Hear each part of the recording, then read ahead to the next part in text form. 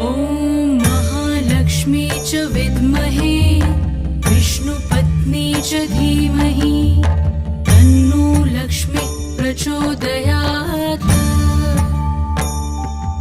ॐ महालक्ष्मी च विद्महे विष्णुपत्नी च धीमहि तन्नो लक्ष्मी प्रचोदयात्।